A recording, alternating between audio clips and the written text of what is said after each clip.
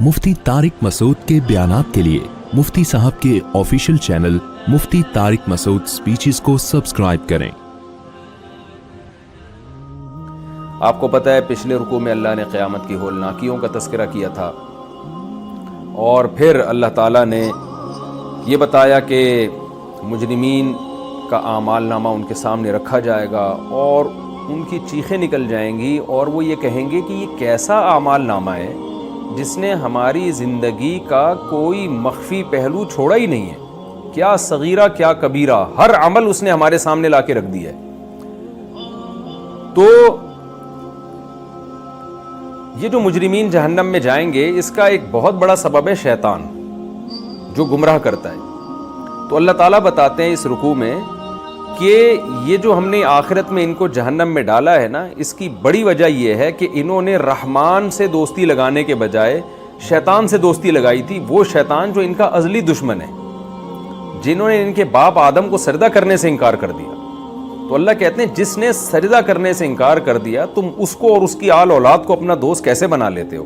कितना ही बुरा बदला है जो तुम्हें दिया जा रहा है। यानी बदला से मुराद जो बेअसल बदल है, ये अल्लाह को छोड़कर इनको बदले में दोस्त बना लेना, ये कितना ही बुरा बदला है। यानी होता है ना कि आप कोई अच्छी क्वालिटी की चीज़ छोड़कर एक दरमियानी क्वालिटी की चीज़ ले लेते हैं, तो ये भी बुरा समझा जाता है कि यार आपको एक ऑप्शन था, आपके पास ये चीज़ आपको मिल रही थी, आपने इतनी कीमती चीज़ छोड़कर उसके बदले में एक सस्ती चीज़ ले ली।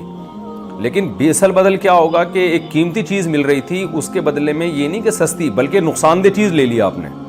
यानी एक तरफ जहर रखा हुआ है, एक तरफ शहद या दूध रखा हुआ है, तो आप क्या करते हैं कि शहद या दूध की पेशकश को रिजेक्ट करके जहर की पेशकश कबूल कर लेते हैं। तो ऐसे मौके पे कहा जाएगा बेअसल बदल, यार तुमने जो इसका बदले में जो चीज़ ली है वो बदल तो बहुत ही बुरा है। तो यहाँ भी इस रुकू का भी यही हासिल है। अल्लाह ताला कहते हैं कि इन लोगों ने रहमान से दोस्ती लगाने के बजाय इसके कि रहमान से पूछते कि हमें क्या करना है और क्या नहीं करना, ये शैतान जो इनके दिलों में जिस बुराई को मुज़य्यन करता है, तो ये शैतान से पूछ के चल रहे होते हैं। तो उसका अंजाम यही होना था।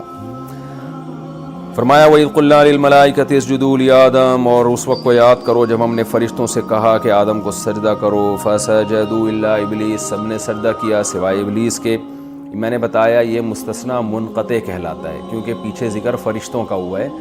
तो मुनक़ते का क्या मतलब होता है, जब हम किसी कलाम को किसी कलाम से मुस्तस्ना करते हैं ना, खारिज करते हैं, मुस्तस्ना ज़रा मुश्किल लफ्ज़ है, तो माबाद माक़बल की कभी जिन्स में होता है कभी नहीं होता। मुश्किल उर्दू है, मैं ज़रा आसान अल्फाज में मिसाल से समझाता हूँ। आप कहते हैं जा अनिल कौमु, मेरे पास कौम आई, इल्ला ज़ैदन, सिवाय ज़ैद के। तो कौम के लफ्ज़ में ज़ैद पहले से दाखिल था, क्योंकि जब कौम आई तो जो मखसूस कौम है उसमें सारे अफराद थे। लेकिन आपने इल्ला ज़ैदन कह के क्या कर दिया कि ज़ैद को उस कौम के लफ्ज़ से खारिज कर दिया। ये कहलाता है मुस्तस्ना मुत्तसिल, यानी कौम में ज़ैद दाखिल था, इल्ला के ज़रिए उसको बाकायदा निकाला गया है। लेकिन एक कलाम अरबी में यूँ भी इस्तेमाल होता है, जा अनिल कौमु इल्ला हिमारन, मेरे पास कौम आई, पब्लिक आई, लोग आए, मगर गधा नहीं आया। तो गधा तो कौम में के मफहूम में दाखिल नहीं होता ना। तो सवाल पैदा होता है कि कौम के मफहूम में जब एक चीज़ दाखिल ही नहीं थी तो आपने उसको निकाला कैसे। निकाली तो वो चीज़ जाती है जो पहले उसके मफहूम में दाखिल तो हो। तो ये जो इल्ला है ये मुस्तस्ना मुनक़ते कहलाता है। यानी मुनक़ते का मतलब इसके दूसरा एक टर्म इस्तेमाल होती है, यानी ये है लाकिन के माना में, लेकिन के माना में, कि पिछले कलाम से ना एक वहम होता है कि यार जब कौम आई थी, जालिल कौमु, कौम आई थी, तो ज़ाहिर अपने तमाम लवाज़िमात के साथ आई होगी ना, सवारियों पे आई होगी, इतनी दूर से पैदल कौन आ सकता है।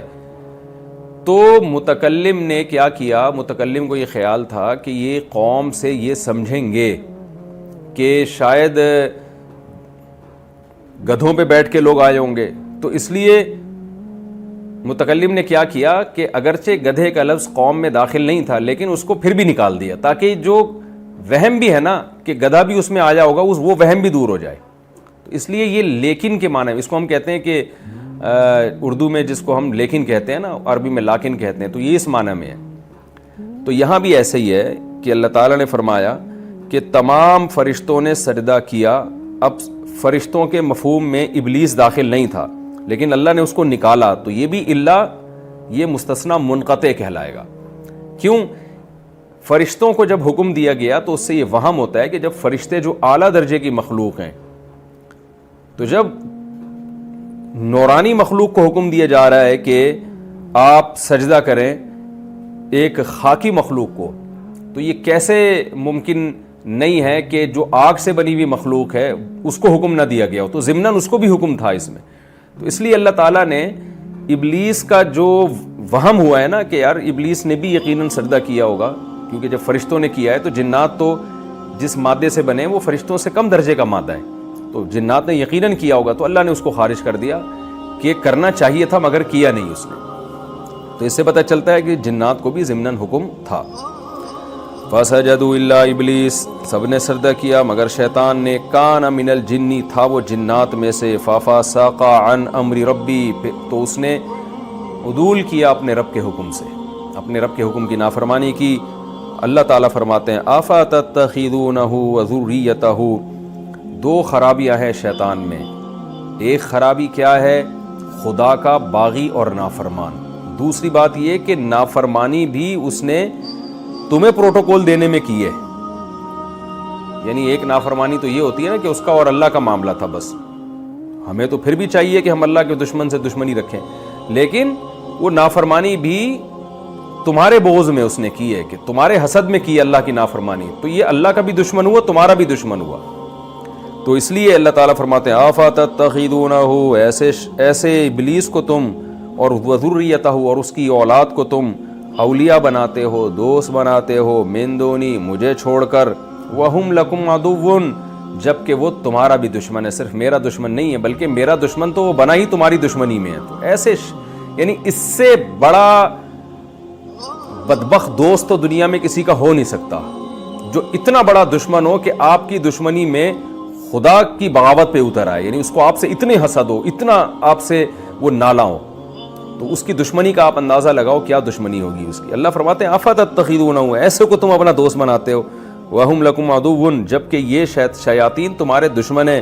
بئس للظالمین بدلا، واقعی ظالموں کے لیے بہت ہی برا بدل ہے کہ خدا کو چھوڑ کر کسی کو دوست بنانا بھی تھا تو کم درجے کے دشمن کو بنا لیتے نا. اتنے بڑے دشمن کو تم نے، اتنے بڑے دوست کو چھوڑ کر جو تمہارا خیر خواہ ہے اللہ تعالیٰ، ایسے دشمن کو تم نے اپنا دوست بنا لیا. پھر آگے اللہ فرماتے ہیں تم نے شیطان کو دوست بنایا. ایک وہم ہو سکتا تھا، بعض دفعہ انسان ایک اچھے دوست کو اس بیس پہ چھوڑ دیتا ہے کہ میں اس دوست کو دوست تو نہیں بناتا جس کو دوست بنانا چاہیے تھا، لیکن اس کے کسی ریلیٹو کو دوست بنا لیتا ہوں. آپ کے وزیر اعظم سے تعلقات نہیں ہوتے لیکن آپ وزیر اعظم کے ریلیٹو سے دوستیاں لگا لیتے ہیں. آپ کے صدر سے تعلقات نہیں ہوتے لیکن اس کے کسی ریلیٹو سے یا اس کے کسی خاص فرد سے دوستی لگا لیتے ہیں. آپ کہتے ہیں بھائی میں اتنے بڑے آدمی کی طرف نہیں جا سکتا، میں اس کے کسی جان پہچان والے سے دوستی لگا لوں گا.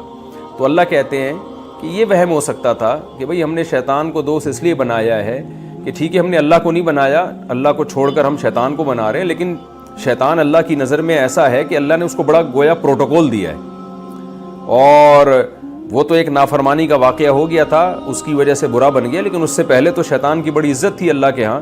تو اللہ کہتے ہیں ایسا بھی نہیں ہے. یعنی عزت کا مطلب عبادت کی وجہ سے عزت ہونا تو ایک الگ بات ہے، لیکن ایسا کوئی اس کا میرے دربار میں پروٹوکول نہیں تھا کہ زمین اور آسمان کی تخلیق کے وقت میں نے شیاطین سے مشورے لیے ہوں، ان کو اپنا وزیر بنایا ہو، مددگار بنایا ہو کہ چلو بادشاہ سے تم دوستی نہیں لگاتے تو بادشاہ کے وزراء سے لگا لیتے ہو. تو ایسا بھی نہیں ہے. میری جتنی مخلوق ہے، نہ میں نے کائنات کو بنانے میں ان سے مشورہ لیا اور خود ان کو بھی بنانے میں نے ان سے مشورہ نہیں لیا ہے. یعنی ایک مثال دی گئی ہے، فرضی مثال. اصولی طور پر تو جب کسی کو بنایا جاتا ہے تو اس سے مشورہ تھوڑی لیا جاتا ہے کیونکہ وہ تو پیدا ہی نہیں ہوا نا، لیکن سمجھانے کے لیے کہ خود ان کو بھی ان کی مرضی کے بغیر پیدا کیا گیا ہے.